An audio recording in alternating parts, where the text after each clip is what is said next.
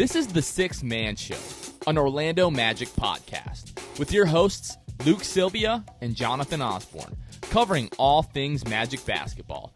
By fans, for fans. Go Magic.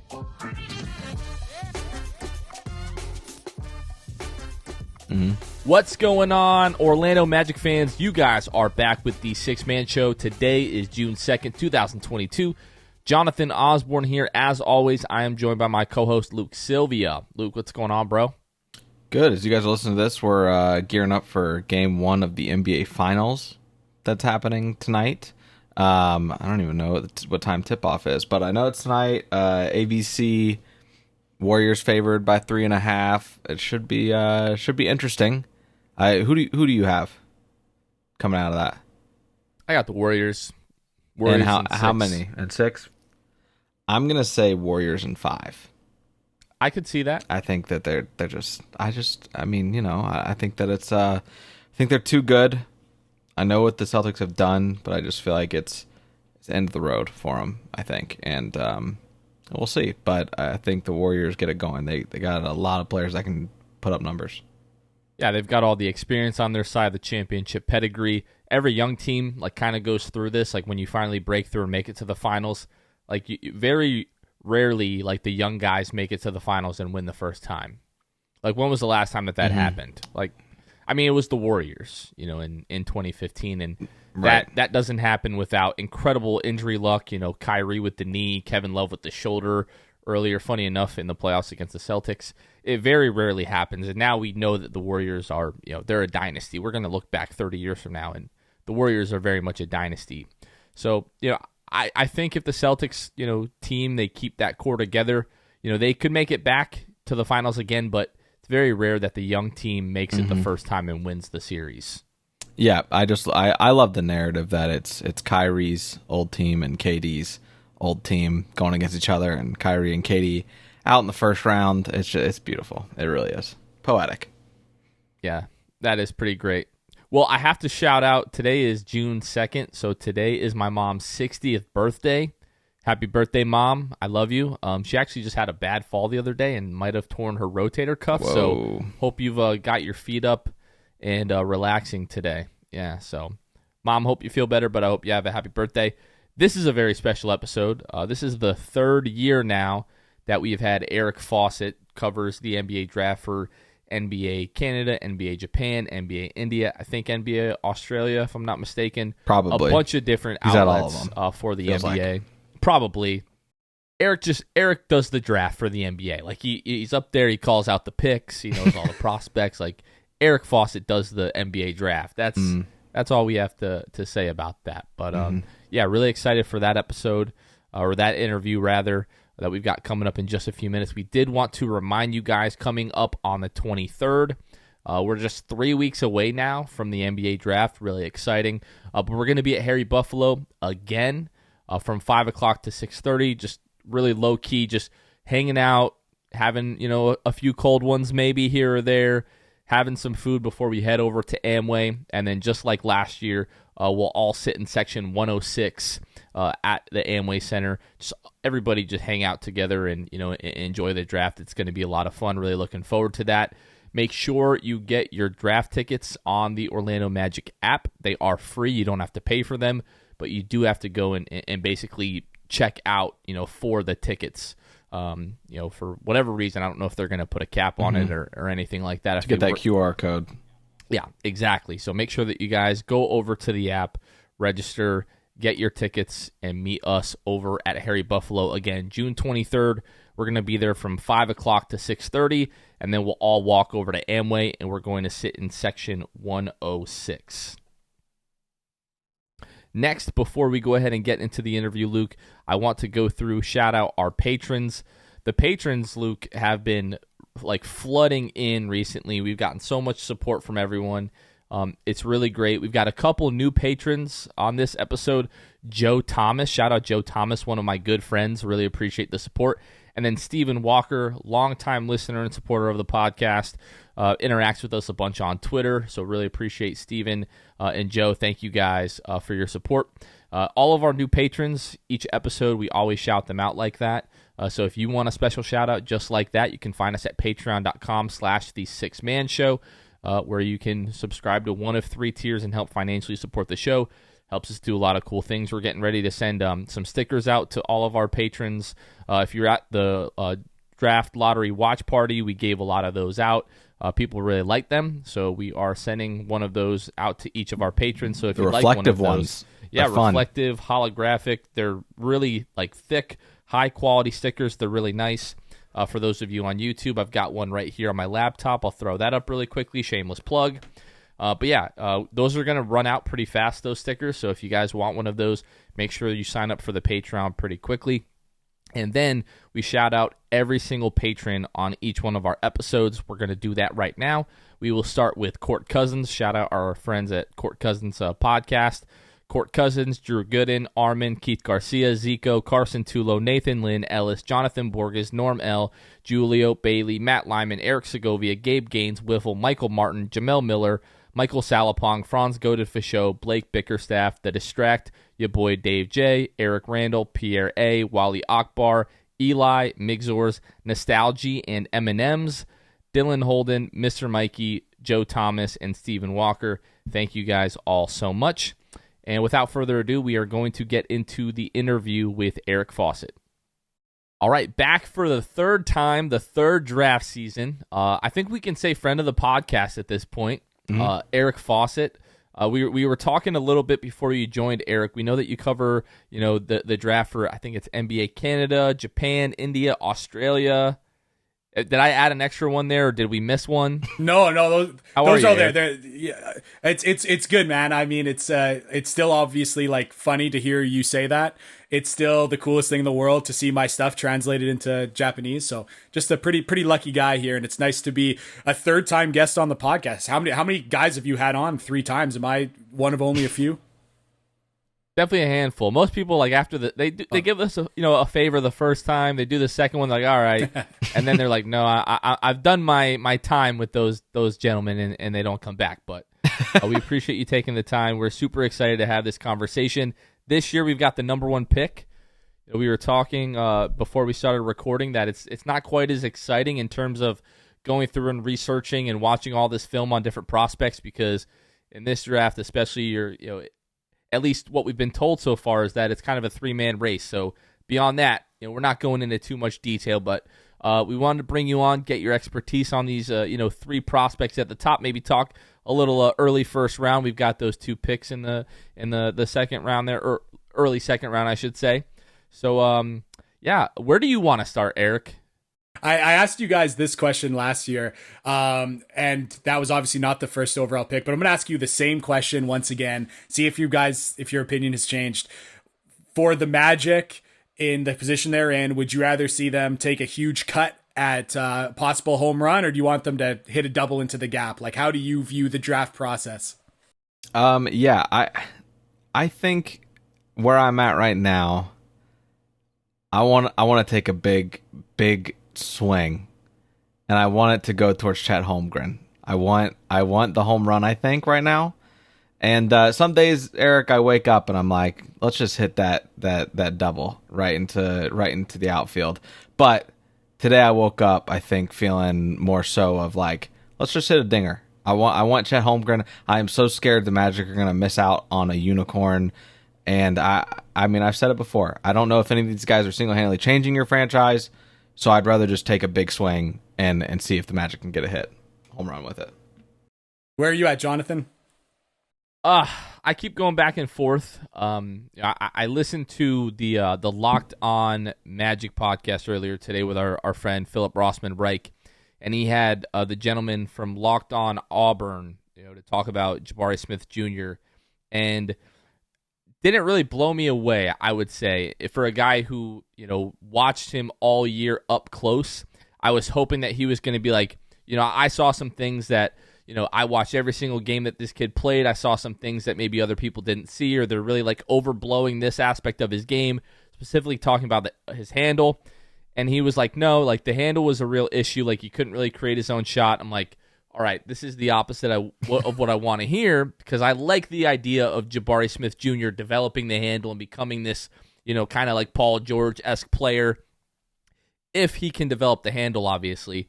I came away a little bit more scared of Jabari than I was this morning when I woke up. That being said, I was listening to the Upside podcast, or Upside High, with Jonathan Charks and Kyle Mann, and they were talking about Chet Holmgren, and they made a really fascinating point that, these players that, change the league and become these like transcendental players, when they come into the league, you don't really have a direct comparison for them. Like Luka, right? You can say he's got a little bit of this, a little bit of that guy, but Luka is very much his own player. Giannis is really the same way, right? Embiid is really the same way. Jokic is the same way. And when you talk about Chet, nobody really knows exactly what he's going to be in the league, and that can scare some people off. But they were making the argument that, no, when guys come into the league and there's these transformative players, that's usually the case. You've never seen anything like them before, and that's kind of what makes them such great players. So today I'm like 50-50 between Jabari and Chet. You could talk me into Paolo, but I think I want to take the swing, but I'm just so terrified of messing up this pick. I get that for sure. And let's talk Chet to start, because that was Luke's pick and that was 50% of your pick. I'll say this right off the bat. Chet is number 3 for me. Whoa. I don't know if that varies. I don't know if that varies a little bit. It sounds like it varies from your other guests. Yes. There's definitely a lot of that intrigue for sure with that ability to shoot the ball, for that ability to handle the ball. Something that I kind of came on the podcast and talked about with a couple of guards last year on the podcast was that one of the biggest differences between college basketball and the NBA is how much transition play there is in college basketball and how little there is in the NBA. And that's one of those things when you're looking at Chet Holmgren and what he did in college and what has people like, wow, like unicorn, look at these skills. It's him grabbing a defensive rebound and it's him running in a straight line for 90 feet and dunking the ball. And that's pretty impressive, don't get me wrong. And I think that there's some skills you could take from that, where you could imagine him catching the ball in the short roll, putting the ball behind his back, and then, dunking from outside the charge circle because he's so long. But I still think, again, if you're looking for what is going to translate to the NBA and what makes him a unicorn about this kind of ball handling and shot creation mix, it starts to look, when you actually look at his game, it was a whole lot of him grabbing defensive rebounds, pushing the play and dunking the ball, which is pretty cool and shows some skill in it, but is not very translatable to the NBA game. And when you actually look at his half court profile, what he did once the game slowed down, his play style looks a lot like a lot of centers in the NBA. It was a lot of post ups. It was a lot of mid post, and he was really good in those areas. Don't get me wrong, but it kind of starts to take off a little bit of the shine of this guy that's been branded as like, oh, could we see a little bit of this Kevin Durant playmaking, dribbling ability, shot creation? Again, maybe it's there, and maybe you take some of it away from the fact that he was able to keep a pretty tight handle while in a full sprint. But man, it's when you actually start to break down and just watch just the film of his half court possessions, I think it starts to look a little less shiny. And something that Luke has talked to me a couple of times just in text conversations is, are you concerned with the fact that Chet Holmgren did not play his best basketball in some of the biggest games of Gonzaga's season? When it comes to effort mindset, I love Chet's mindset. He is an absolute competitor. I thought it was incredible watching him in high school. He played both. He knew that he was the best player on the floor, and also he felt he was the worst player on the floor. He had the work ethic of the guy who sucks and is on the end of the bench and is trying to earn minutes, but he had all the flair and obvious skill and talent of the best player. I don't think he's going to shy away from big moments. Why I think he performed so poorly in some of these big games for Gonzaga is in these big games, we'll call them playoff games, kind of like these NCAA tournament games, big time opponents, they slow down and they become half court games. And as soon as games became half court games, he wasn't as good. So that is something that concerns me a little bit about Chet Holmgren, just kind of at the kind of my first reaction to some of the kind of common narratives about Chet. So I want to ask you, Eric, as far as Chet goes, you hear people talk about his ability to shoot the basketball. Obviously he can stretch the floor in that respect. When you take into account transition. I think it's a great point, obviously, to make about the difference between the college game and the NBA game. When you take the transition away, does that change the greatest strength of Chet Holmgren? Or is his greatest strength the same, even when factoring in transition? Like, is one of his strengths, like the top strength, the transition game? Or, like, when you if you were to take that out, like, what is his greatest half-court strength? Yeah, like if we were to say, like, look at his like shot profile, or just look at truly like where did most of his shots come from, like by far and away the most shots he took in college basketball were in transition. So you can just start with like, okay, the bulk of his production was in transition. And then when you look at like what he did like excellent, better than anyone, it was transition. When you look into his half court game, he's a very average spot up player.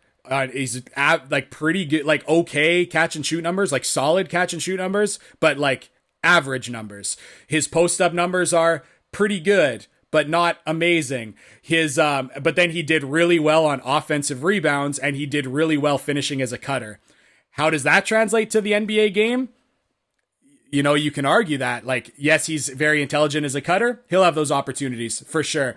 But, you know, for someone who's, again, I feel like a lot of people are like, oh, this is a big time upside swing. This is someone we think like has the opportunity to maybe lead our offense. It's like, well, if you look at his half court game, his best traits as a half court player were, you know, finishing on cuts and getting offensive rebounds at finishing.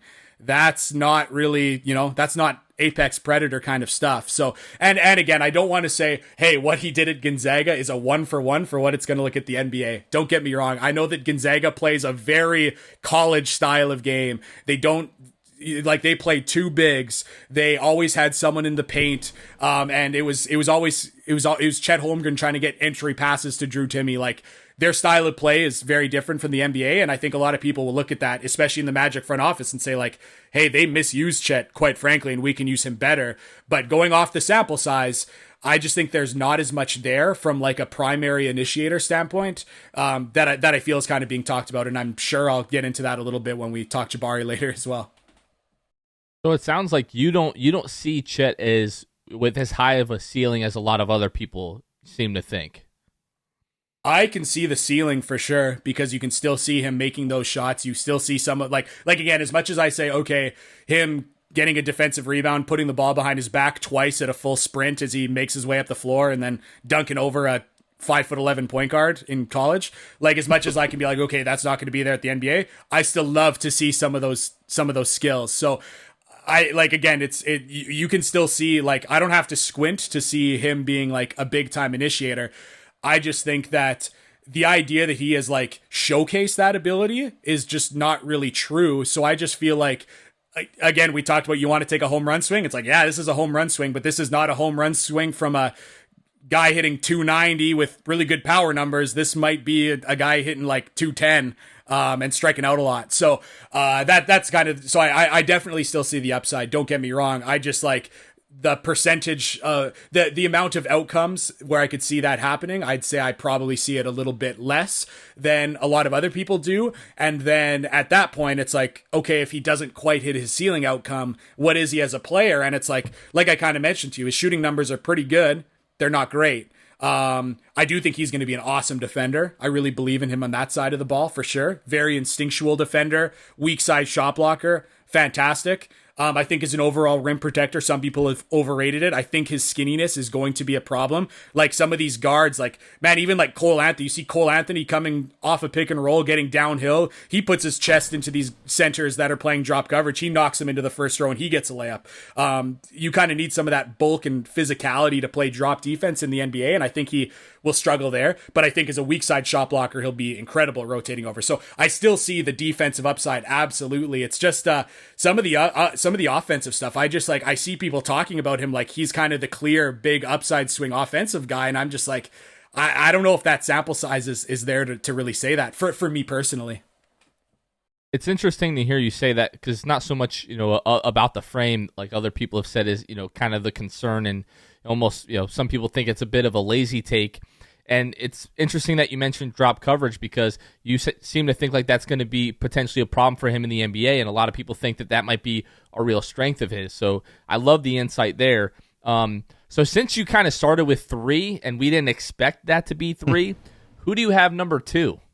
Number 2 for me is Paolo. Someone who I think that I've kind of been growing on steadily, a little bit more as things go on, and his ability to not only score, which I think a lot of people have kind of realized, but what I think is really underrated is his passing ability. And if you're talking about a guy who can really lead an offense, I think it's the guy who doesn't have to just be an isolation scorer or pick and roll ball handler. It's someone who you can throw it to in the high post and he can make a read, or, you play the pick and roll game with, like, again, I'll say Cole Anthony hits, a Paolo on the short roll. Here's someone who might be one of the best passers in the entire draft. That's your decision maker. Like, I think that his ability to pass the ball is something that has really changed my perspective on him. Because before it was like, okay, we know he can score the ball, and we can kind of talk about, like, okay, are his, like, Carmelo Anthony in 2006 isolations in the high post, like, how much do we want to see that in the NBA? How much will that work? Like, we can talk about that, but I think it's also like, okay, like, the thing that makes him different from a player like, I'll say Carmelo Anthony is again, that I do think he's not just a willing passer, but a very intelligent passer. So he is the guy that I look at, and it's like, I really think he is going to be a very effective offensive player, and probably quickly, because not just the scoring, but that passing. Defense, yeah, I see some issues on the defensive end, which is definitely the concern for him. And it's like, okay, well, you talk, if he doesn't hit a ceiling outcome, it's like, okay, I think he's going to score the ball a lot. I think he's going to get a lot of assists, but, like, he's probably going to have to, because he's probably going to hurt you a little bit on the defensive end. So that's some of the concerns, but also it's like, man, here is someone who is truly going to change the offense of where he goes to, I think. Do you think that, as far as his defense does go, Eric, so I think, like, a lot of people say, I know Jonathan's mentioned this as well, like, he seemingly has the tools to be a great defender. Like, he's got the physique. It might just come down to IQ. And what do you think are some other things that Paolo needs to kind of pinpoint in order to be at least someone you don't have to hide defensively? Yeah, I mean, speaking of all the tools, like, I don't know if his feet are, like, totally there to say that, like, oh, here's someone who is fleet of foot enough that he's got all the tools to be a great defender. I think he moves a bit better than some people think, but just kind of his build, it's a little top heavy. When he starts flipping his hips, it slows him down a whole bunch. So maybe he lacks there, but it's going to be about a team that, again, is like, okay, I talked drop coverage before. It's like, okay, we're going to play aggressive drop coverage, and we're going to have our guards really pressure ball handlers, push them over the top of the screen, and get some pace going to those guys so that they have to fly into Paolo, and he can use some of that kind of stoutness and physicality. Like, might be someone you have to kind of not build your defense around, in the sense that he's your anchor and you build around him because he's like your cornerstone and awesome, but because it's like, okay, here's the weak point, how do we insulate him? And of course, we see with some of these players the Magic have, you could completely surround him with very good defensive players that could help insulate him. So it's like, if the scheme is going to be, okay, we want him hedging aggressively, or hey, we want him switching a whole bunch, that could become problematic. But it's going to be like, hey, will he continue to just compete on the defensive end? And it's also going to be a matter of, will he score the ball well enough that when he gets hurt sometimes in defense, that you're still saying, okay, he's a positive on the floor, it's no problem. We'll, give up that occasional bucket because he's not an elite shot blocker, because we know he's going to make up for it on the other end. That'll be kind of the thing for him. It's like, can he score well enough to stay on the floor defensively, if that makes sense? I just want to defend myself a little bit. I don't know that I said great defender. I thought that you can turn him into a passable defender to the point where you don't have to hide him defensively. Especially, I really credit the culture that Mosley has set up in Orlando, and everybody really buying into that defensive identity. I mean, we've got guys like Cole Anthony, shout out to Cole Anthony, out there trying their best and are limited physically. Now, you mentioned that Paolo is somewhat limited physically in terms like lateral quickness and, flipping the hips. How much do you think of his defensive shortcomings at Duke were due to effort? So, oh man. Hey, Jonathan, do you have a college team you cheer for? The Tar Heels. Okay, perfect. Okay, good. I was scared. Man, I do not have a ton of respect for the Coach K defensive system.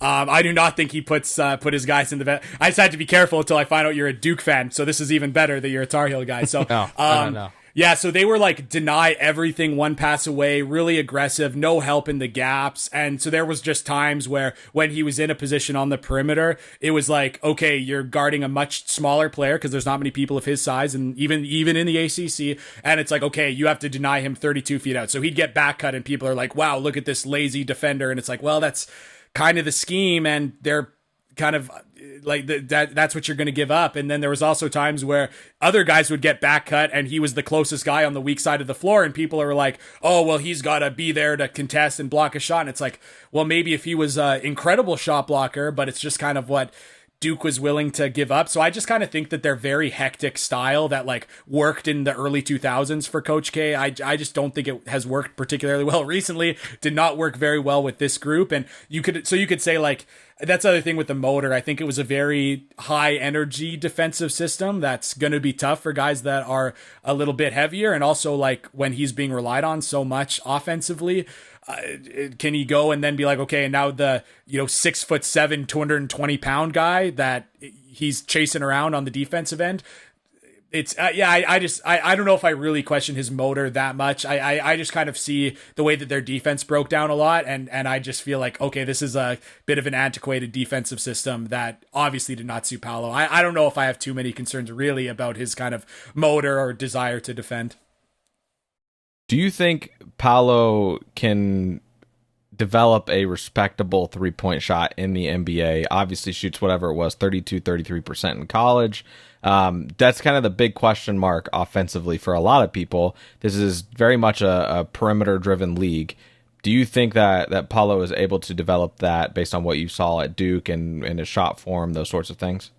Yeah, I like it. I think he's got good touch. I mean, his catch and shoot numbers are quite good in college, and did pretty well on his catch and shoot attempts. What kind of hurt his overall percentage was that he took too many off the dribble in well, I don't want to say too many, I guess, because if you're kind of wanting to groom him into being like this guy who could be your number one kind of offensive weapon, you kind of got to let him take some of these shots that are tough ones. So his 3-point numbers off the dribble were not excellent. They're a little bit below average, but his numbers off the catch were really good. He hit like just over 40% of his catch and shoot threes. So depending on how you want to look at him a little bit, it's like, okay, if you want him to be that offensive initiator, it's like maybe you want him to be a better shooter off the dribble.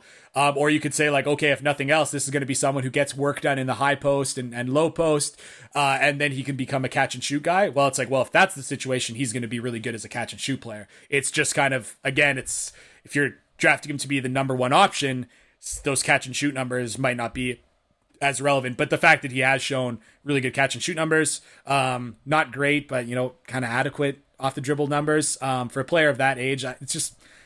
The other thing too, like, to be honest with you, it's just like you look at recent drafts, there's like not a lot of like high pedigree, high drafted players that like figured everything out but the 3-point shot. I just feel like coaching is so good and player development is so good. Like shooting is one thing these days that I just feel like you can get any player to be like an adequate 3-point shooter or a really good one. I mean, that was one of the things that I was down on Franz Wagner for, is I didn't think he could shoot the ball very well. Look what he did like right away in the NBA. And that, that was a pretty common. So I would not be awfully concerned about his 3-point shot. We did hear the same thing about Elfrid Payton. That never really came to fruition. So Magic fans especially are traumatized hearing you say that. But what do you think the likeliness is that Paolo reaches the offensive ceiling? Because like you said, in order to make up for some of the defensive shortcomings, he most likely will have to reach that offensive ceiling. I mean, I've got him second ahead of a player I really like in Chet. So I've got to say that I'm pretty confident that what I see is going to translate. And it's almost one of those things where, because his game isn't like crazy high athleticism, it's not like bombing threes from off step backs. It's like I just feel like what he does in college and what he's shown is going to translate. I think the touch and basketball IQ and passing ability, I see it all translating. So I'm pretty confident in him hitting, like, I guess I shouldn't say like pretty confident he's going to hit his like 100% ceiling, because then I would have him number one. But I think there's a pretty high, I would say I'm fairly sure he becomes a fairly top tier offensive player, and that's why I have him at 2. So what separates him, number 2, and Chet number 3. What do you think separates the two of them? To me, it's just the certainty I have about the translating of Paolo's game. The fact that you could plop him in, game one, and I'm like, okay, he understands, he plays right in the style of offensive basketball that the NBA is right now, NBA ready body. The fact that you can play him as a primary guy initiating and using that passing versus, or you have him off the ball and he can be a catch and shoot 40% 3-point shooter and play off that. Versus again, I'm just like let's say Chet is drafted and let's say the Magic play, the NBA season opens in 2 weeks, which isn't obviously the case. If they draft Chet, you guys are going to be like, okay, so how are we going to use Chet? And it's going to be quite a podcast discussion for you guys as you try to say, how does he fit in with what the Magic already have? And how does he fit into the constructs of modern NBA basketball? And that's just still a little bit of my concern versus like Paolo. I don't really have any concerns with how he'd fit with the Magic or really any other programs. I feel like any team he goes to, he's going to be a fit. So we've talked about 3, we've talked about 2. And Eric, hearing you talk about where this is going. Hearing about each one of these prospects, going from 3 to 2, you gave a little bit more excitement to me, as we're going up the ladder here. So please tell me it's Jabari Smith Jr. that is number 1. Please. Yes, it is definitely Jabari Smith for me. That is a player that I've been very excited about, and I do just it's one thing that kind of sucks, and I'm sure you guys are finding this as well.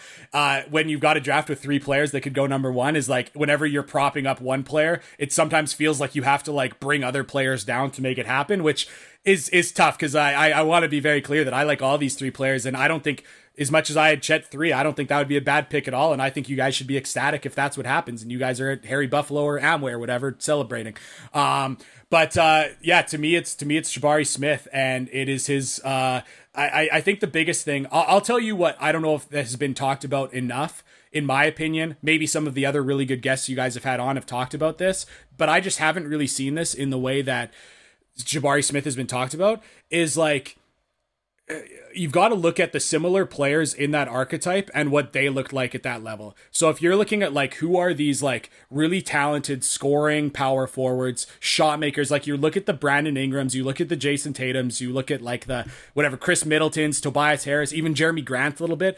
And you look at like where they were in their first year of college or what they were their year before entering the NBA. And then you look at Jabari Smith. It's like Jabari Smith is ahead of these guys in a lot of ways. And again, I think that, of course, the common refrain for a lot of guys is like, oh, we don't know if Jabari Smith can create his own shot. I will go into that in a little bit, but I don't think that's true, and I'll talk about it, but it's also like looking at the Jason Tatums and the Brandon Ingrams of the world. These are guys that like if people thought, like, people should go back and look at them in college, and if they think those guys were like taking 17 dribbles to get to a step back, that wasn't the case. They were guys that were largely stationary shooters that if you saw what they did and you put Jabari Smith in his like mid-post step backs, you would say like, wow, Jabari Smith was a lot more advanced than these guys that you are hoping the guy you take at number 1 kind of turns into. So I'm a huge fan of that. I think that the defensive switchability, the rim protection, the fact that you could play him at the 4 or 5, in my opinion, I think he's going to be, like, you look at his size, and he's the size of a lot of centers that close out NBA games. You look at the playoffs, he's the size of a lot of guys closing out games. So you could play him at 5 and have a massive skill advantage at that position, a massive ability to guard and switch out and be quicker. Like, I think he's going to be a huge plus player on that end. But to me, make no mistake about it, I think he's going to score. I think the conversation about him being no more than like a 3-and-D player is I just disagree with it, quite frankly. And the biggest thing, and I don't know if you guys have kind of done this or heard anything about this, but like looking at like the Brandon Ingrams and the Jason Tatums and like the scoring kind of 4-5 man primary initiator guys, like I look at what those guys were in college, and then I look at where Jabari is, and it's like, man, Jabari and his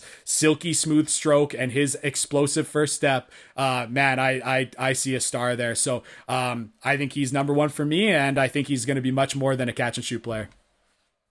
So I can tell you what I'm going to do tonight is go watch Brandon Ingram and Jason Tatum highlights at Duke. And I think we're done here. Like, I think I heard everything I need to hear about Jabari Smith Jr. I got scared off of the train this morning. I am now back on the Jabari Smith Jr. train at number 1. I value your insight a ton, Eric. So hearing you say that, I'm giddy right now. Like draft Jabari Smith Jr. right now. Get him in pinstripes. Luke, did that change your opinion whatsoever? Eric is very knowledgeable, right? And Eric is going to take an angle that a lot of people don't take. And like he said, I do think it is not talked about enough, because I haven't heard it. And we have the number 1 pick. When you talk about the, kind of comparing him to the Jason Tatums of the world, which, by the way, they shot the same amount from the field. They both shot about 12 and a half attempts from the field. I just looked it up. Tatum shot less from 3 a game, shot a lower percentage from 3. Tatum had averaged more turnovers than assists in college. Jabari did not do that. It's close, but he did not do that. But I can definitely see at least the statistical similarities between the two players. But there is one glaring thing that Jonathan and I have talked about, and I kind of want to know your take on it, which is a lot of people are concerned with Jabari's ability to finish at the rim. Do you I'm sure you've seen the numbers. Do you feel like there's truth to that? And do you think what needs to be done for him to actually excel at the rim? Because that's also obviously a big part of the NBA game in general, especially at his size. Yeah, definitely. His numbers at the rim are, I think some people look at his like the number I've seen people throwing around on Twitter is the lowest, he'd have the lowest 2-point field goal percentage of any first overall pick for however many years. Which I guess is true. If you actually go and on Synergy and look at his just finishing around the rim numbers, they're a little bit below average, which is not great. I don't love that. And looking at the way he finished, I think the big thing for him was too many finger rolls, too much trying to use extension and too much of his length. I also think he went to floaters a little bit too much, where it's for someone like him, I'd like to see him get 2 hands on the basketball, take a strong jump into the defender, take contact, get an and one. I just felt like him, it was a little bit finesse there. So I do get those, and that's a legitimate concern. Is that going to be the thing that keeps an athletic, 6'10" guy from reaching his ceiling? Maybe not. I don't see it as a huge concern. I think, again, for a lot of people who think he's just a glorified 3-and-D option, he got to the rim a whole lot more than those style of players. And just the fact that he had so many attempts at the rim, and unfortunately you'd love to see him finish more, but he was able to get to the rim a lot more than people think. And that's a positive to me. But if there's a hole, that's it's definitely finishing at the rim, but I don't think it's quite as dire as a lot of people think, especially playing in the SEC where it's loaded with NBA talent and athletes and physicality. Eric, you're a very persuasive conversationalist, I must say. I've really, the thinking that I've been having the last couple of weeks is, if you are drafting Jabari at number 1, it is because you 100% believe in his ability to develop as a shot creator and a playmaker. It sounds like you are sold that he can do that, or else you would not have him ranked number 1. Yeah, that's why I wanted to be sure to lead with the fact that I think he's going to be a primary option. And this is not a situation where I think that he's just the safe pick. So this is something I kind of alluded to. I wanted to kind of bring this up. This is another thing that I don't know if I've heard anyone else say. And we'll see if it's new to you guys or if this is information that you've heard before. But again, I want to be careful again. I don't want to say these numbers to just bring down Chet. I love Chet. But I'm going to use this as a comparison because I feel like a lot of people are saying that okay, Chet's going to be the guy that can be the quarterback and start things, and Jabari Smith's the guy who's a glorified Danny Green who's just going to be 3-and-D. So talking about who is a primary initiator and who's not. So Chet last year, he had a grand total. So in isolation possessions, including possessions when he passed out last year at Gonzaga, there was a grand total of 15 possessions. That is the only isolation possessions that he got. When you look at Jabari Smith, it was 84. So that starts to show the picture of who was the guy who was a role player off the ball and who was the primary initiator. You look at shots off the dribble. So jump shots off the dribble, Jabari Smith, the guy that a lot of people are oh, he's just a catch and shoot guy, he had 105. Chet Holmgren had 12. So there's some numbers like this that when people start talking about oh, I just don't know if Jabari Smith's going to be able to to initiate offense. I don't know if he can create a shot. It's like he was used in isolation like 6 times more than Chet Holmgren was, while having, similar numbers. And jump shots off the dribble, like, here's this guy that people are like, oh, can he create a shot? Like, he had a ton of shots off the dribble. He was getting to his step back. He was like, so again, a lot of this narrative about like him not being able to create a shot, I don't really see where it's coming from. And you saw a little bit of those graphics. There was like a graphic that was also circulating that was like, oh, he had like 90 whatever field goals made, and he did it on like 100 dribbles or whatever it was. And it's just so funny to me. Like, it wasn't jump shots taken, or it wasn't possessions in this many dribbles. It was like field goals made.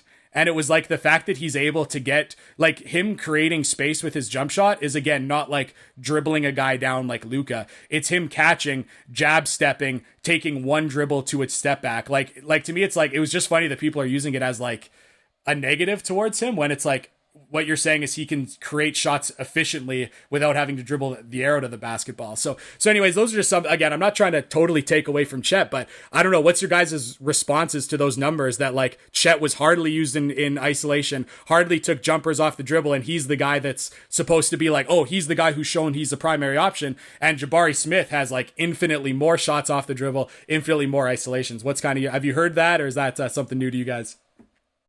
New to me. I'm surprised to hear that, honestly. I don't think I'm totally surprised about the number that Chet had, just because of so many people have talked about Gonzaga's style of offense. I am concerned that Jabari's was that much more than Chet's, though.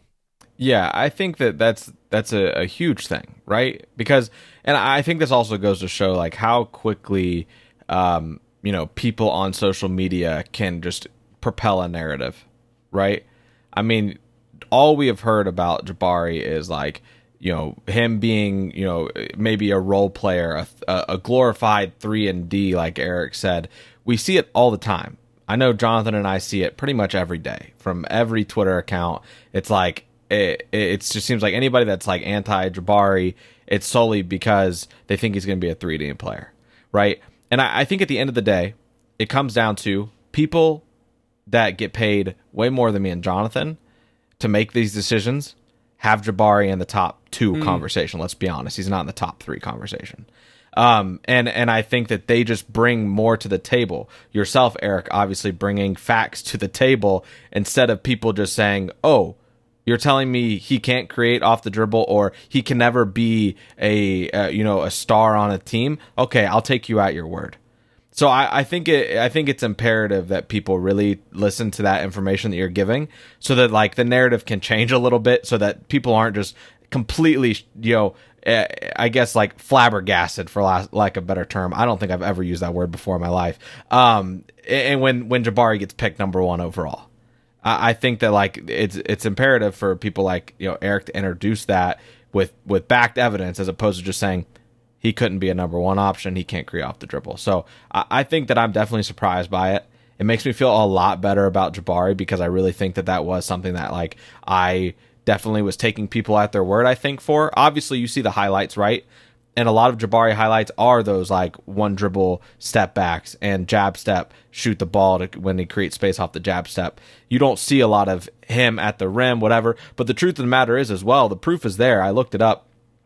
Jabari shot the most free throws a game out of Chet and Paolo and himself.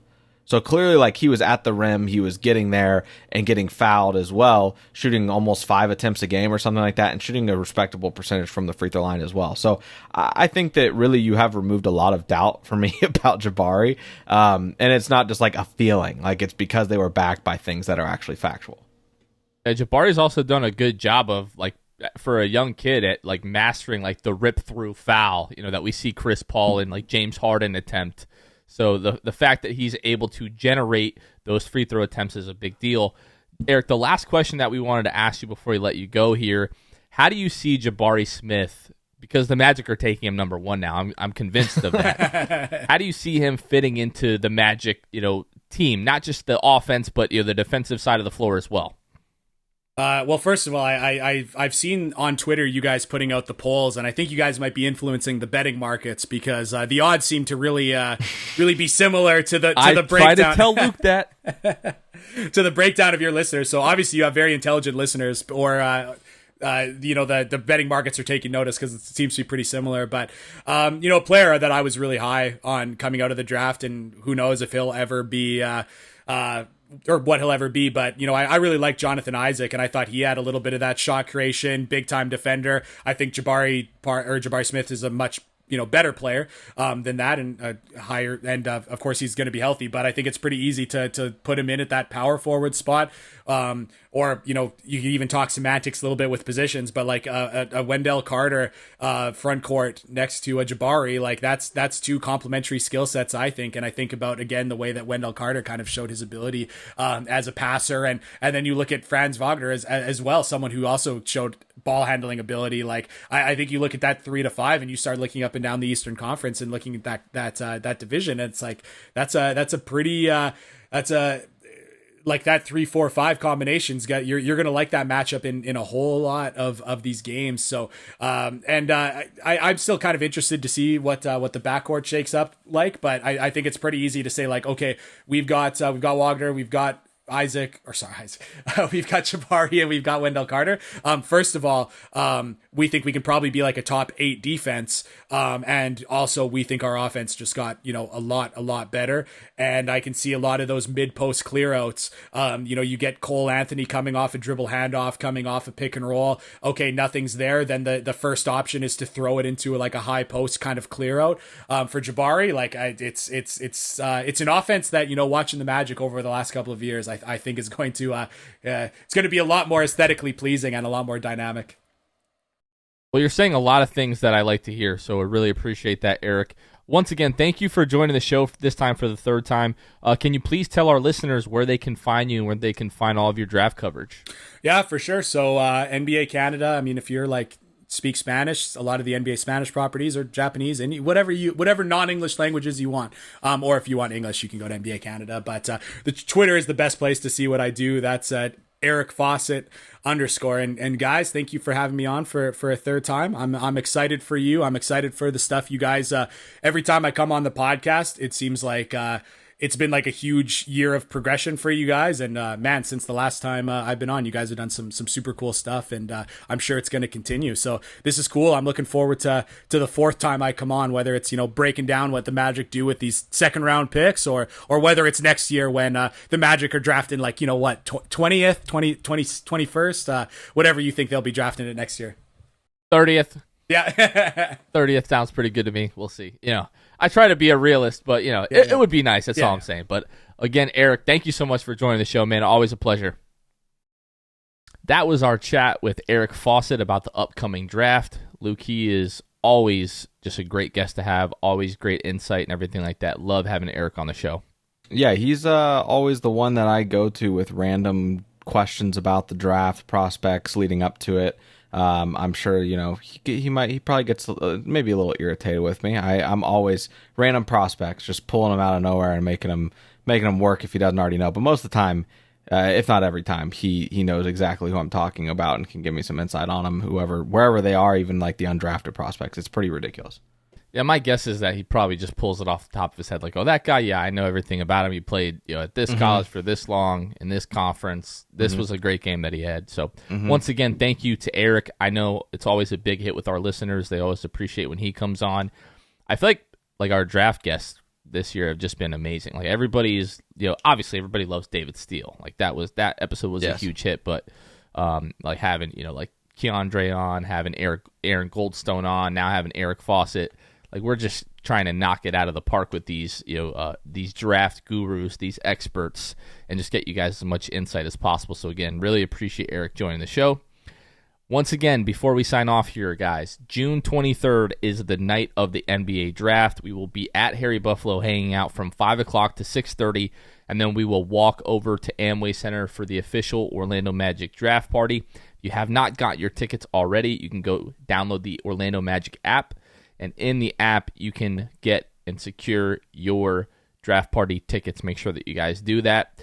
At the draft party, we're going to try to sit in section 106 so everyone can sit together. But you will not be able to get in the door without that ticket. So make sure, again, you download the app.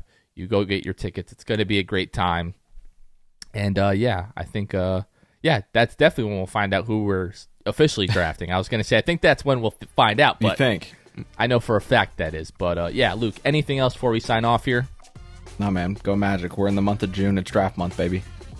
3 weeks. Let's get it. For Luke Sylvia, this has been Jonathan Osborne. You guys are listening to the Six Man Show. We will catch you guys next time. See ya. Thanks for listening to the Six Man Show. Be sure to subscribe on iTunes, Spotify, Google Play, and Stitcher to get new episodes downloaded directly to your phone. Please take a minute to give us a 5-star rating and a review. It would really help us out a lot. Follow us on Twitter and Instagram at Six Man Show and like us on Facebook. We'll catch you guys next time. Go Magic.